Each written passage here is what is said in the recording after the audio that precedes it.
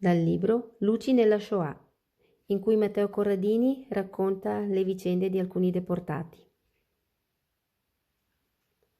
È finita.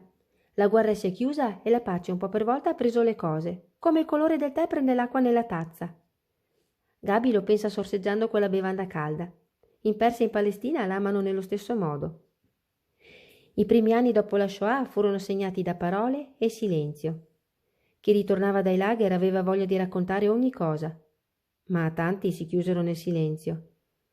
Le parole erano di chi da subito provò a raccontare cosa fosse successo. Già dal 1945 cominciarono a essere pubblicati libri di testimonianze, documenti forse imprecisi, ma certamente caldi e appassionati. Il silenzio era di chi non ne poteva più, di chi non riusciva a trovare le parole per dirlo, di chi non voleva rivivere il dolore di quei giorni e preferiva tacerlo per sopravvivere, di chi non se la sentiva di riaprire certe ferite e preferiva attendere che diventassero cicatrici sempre più invisibili. I sopravvissuti allo sterminio avevano tutti perso qualcuno e molti erano sopraffatti dal peso della storia, temevano di non essere creduti e di passare per pazzi. Si sentivano in colpa per essere vivi. Gabi si trova bene a Teheran. Gli ebrei hanno molte libertà, possono pregare e le sinagoghe sono luoghi liberi. Gli iraniani hanno compreso il male del nazismo per tempo e ora cercano di costruire una nazione nuova, diversa e libera, nella quale la libertà di religione deve essere assicurata. Gabi è viva! È il 1946 e per un'ebrea fuggita dall'Europa essere vivi non è una banalità, non lo si può dare per scontato. Tante persone sono state uccise dai nazisti, così tante che ancora un numero preciso non lo si conosce. Chissà quanto tempo ci vorrà a contare i nomi. Chissà quanto tempo ci vorrebbe a raccontare le storie di chi non c'è più. Gabi è così viva che vuole scriverlo. E scriverlo a chi ama.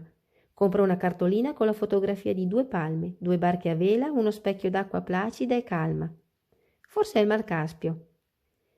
È la vita che Gabi vorrebbe. Passare il tempo in 2, navigare insieme, vicini, rimanere nella serenità dopo gli anni della guerra. Compra un francobollo con il volto di Mohammed Reza Pahlavi, lo scià di Persia. Lo incolla alla cartolina e scrive l'indirizzo dell'amato, Haifa, in Palestina. Lui vive già in quella terra promessa, chissà se un giorno lei lo raggiungerà. O forse lui verrà da lei a Teheran. Qualsiasi cosa è possibile dopo tanti anni di incertezze. Manca ancora qualcosa. Un colpo di colore, forse, o un saluto diverso. Gabi gira e rigira la cartolina nelle mani. Ha scritto quel che desiderava in un ebraico semplice ma chiaro. Ha scritto il suo amore. Ecco cosa manca, un colore d'amore.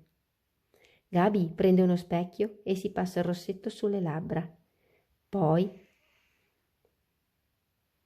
stampa un bacio proprio sul francobollo dello scià di Persia. Vai cartolina, vai francobollo, ti prego, porta queste mie parole fin laggiù in riva al Mediterraneo, dove è sempre primavera e gli ebrei sono tornati a stare bene. Vai, attraversa 2000 chilometri di deserto e rocce, passando per Baghdad, passando per il caldo. Dovevano essere davvero potenti i rossetti nel 1946, perché il colore di quel bacio è arrivato fino a noi perfettamente intatto. Doveva essere davvero potente l'amore nel 1946, perché è arrivato fino a noi senza un graffio. Non sappiamo come sia finita la storia di Gabi, se lei e il suo amore si siano visti ancora, se si siano riabbracciati, se abbiano vissuto insieme gli anni che li separavano dalla vecchiaia, se abbiano goduto di pace e gioia, se abbiano amici che li ricordano e una famiglia intorno.